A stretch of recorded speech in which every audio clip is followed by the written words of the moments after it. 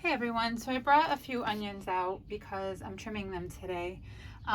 So onions, you can see they're at the point of being very long and leggy and they're starting to flop over. So I'm going to trim them to about 2 to 3 inches in length.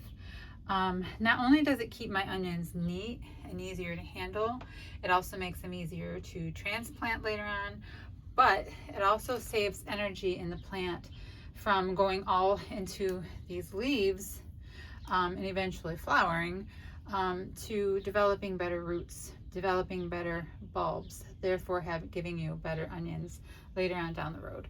So I'm going to get all of these, give all of these a nice trim back to about 2 inches is what I'm looking for.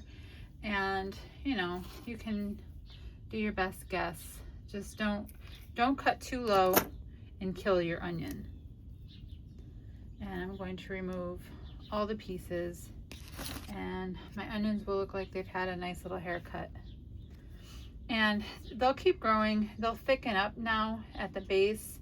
They should start putting more energy towards the bottom, getting wider, getting thicker. I'll have bigger, stronger stems, bigger, stronger bulbs.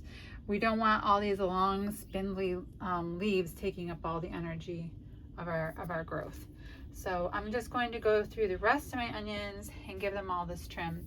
And you can do this as often as you need to as your onions grow. Even after transplanting into the garden, you can keep giving them little haircuts and managing how much energy they're putting off into leaves and try to redirect it more into the onion itself.